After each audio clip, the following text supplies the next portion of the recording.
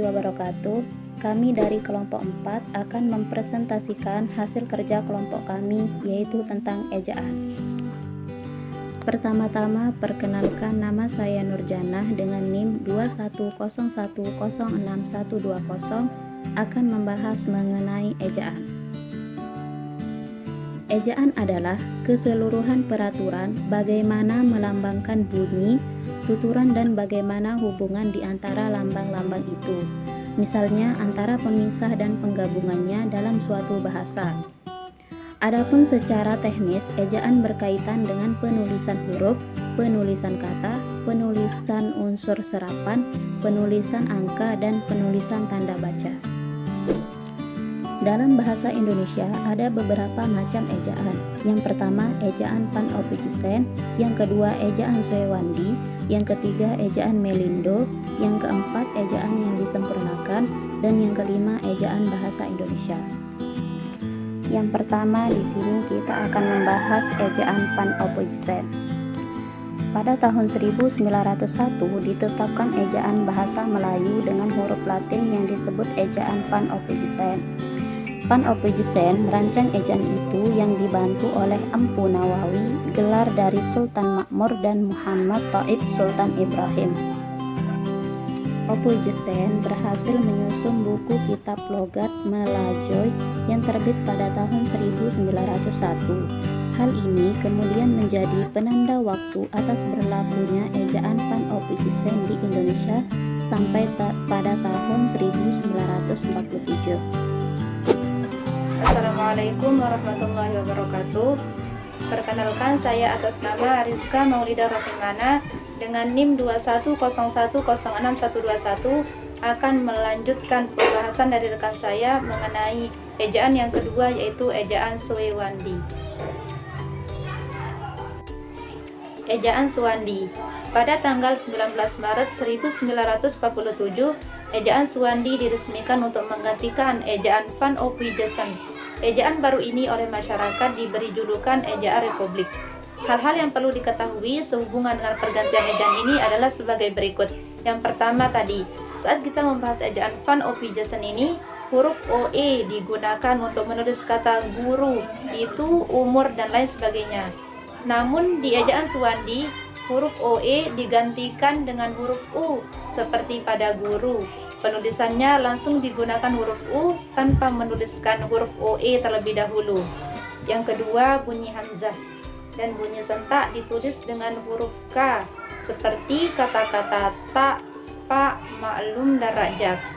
Yang ketiga, kata ulang boleh ditulis dengan angka 2 seperti anak-anak, cukup menuliskan kata anak terus ditambahkan dengan angka 2. Yang terakhir, awalan di dan kata depan ditulis serangkai dengan kata yang mengikutinya, seperti kata depan di pada di rumah, di kebun, disamakan dengan imbuhan di pada di rumah.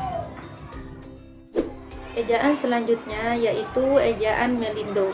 Pada akhir tahun 1959, sidang antara Indonesia dan Melayu ini disebut dengan ejaan Melindo. Kata Melindo ini berasal dari kata Melayu dan Indonesia. Perkembangan politik selama tahun-tahun berikutnya menggunakan peresmian ejaan itu. Selanjutnya, ejaan yang disempurnakan atau EYD. Pada tanggal 16 Agustus 1972, Presiden Republik Indonesia meresmikan pemakaian ejaan bahasa Indonesia. Peresmian ejaan ini berdasarkan Putusan Presiden nomor 57 tahun 1972. Departemen Pendidikan dan Kebudayaan mengeluarkan buku kecil yang berjudul Ejaan yang Disempurnakan. Hal ini digunakan bertujuan untuk agar masyarakatnya itu cepat paham dan cepat beralih dari ejaan Melindo ke ejaan yang disempurnakan tersebut. Kita flashback ke ejaan yang pertama, yaitu ejaan Suwandi. Antara ejaan Suwandi dan ejaan yang disempurnakan ada beberapa hal yang berbeda. Di antara kedua ejaan ini, yang pertama, huruf DJ untuk penulisan kata dejalan, dejauh dalam ejaan yang disempurnakan digantikan menjadi huruf J. Contohnya, kata dejalan menjadi jalan dan kata dejauh menjadi jauh. Yang kedua, Huruf J untuk penulisan kata pajung, laju diubah menjadi huruf Y di ejaan yang disempurnakan. Maka di sini apabila kita ingin menulis kata payung, maka cukup menggunakan huruf Y, tidak lagi menggunakan huruf J. Yang ketiga, huruf NJ menjadi NY. Contoh penggunaan huruf NJ pada suatu kata yaitu njonja dan bunyi. Dalam ejaan yang disempurnakan dirubah menjadi nyonya dan bunyi. Yang keempat, SJ diubah menjadi SY. Contohnya, masyarakat diubah penulisannya menjadi masyarakat. Yang kelima, huruf TJ. Untuk penulisan tejukup dan tejudji digantikan menjadi huruf C.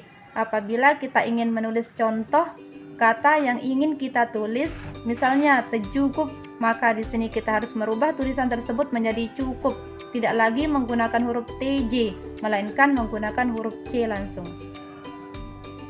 Yang keenam, huruf CH untuk penulisan kata akhir diubah penulisannya menjadi kata akhir.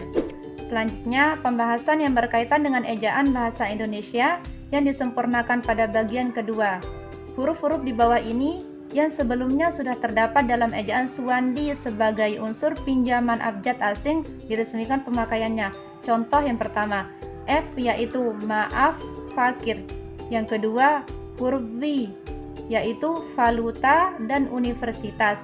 Dan yang terakhir adalah huruf Z yaitu lezat. Atas nama Wahyu Zikria Utami dengan NIM 210106122 akan melanjutkan pembahasan dari rekan saya mengenai ejaan bahasa Indonesia yang disempurnakan pada bagian ketiga. Itu 3. Huruf-huruf Q dan S yang lazim digunakan dalam ilmu eksakta tetap dipakai. 4. Penulisan kata di strip atau kata ke strip sebagai awalan dan kata di strip atau kata ke strip sebagai kata depan dibedakan, yaitu kata di strip atau kata ke strip sebagai awalan ditulis serangkai dengan kata-kata yang mengikutinya, sedangkan kata di atau kata ke sebagai kata depan ditulis terpisah dengan mengikutinya. Selanjutnya di sini ada contoh penggunaan kata depan untuk kata di dan juga penggunaan kata di strip sebagai awalan. Contohnya dapat kita lihat sendiri di PowerPoint yang telah kita buat.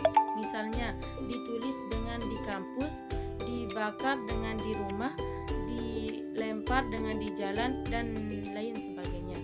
Baik, ejaan bahasa Indonesia atau EBI.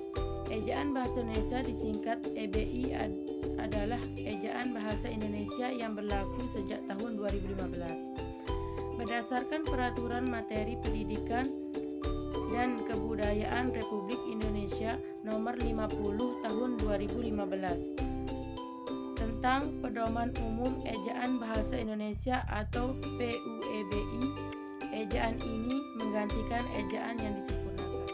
Beberapa hal yang perlu dikemukakan sehubungan dengan PUEBI adalah sebagai berikut, yaitu 1.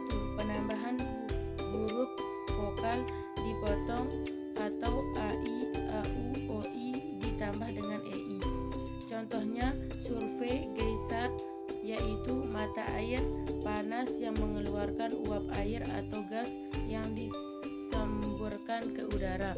2. Penulisan huruf kapital untuk unsur julukan atau Jenderal Kancil, Jenderal Kardus, Dewa Pedang, Raja Dangdut.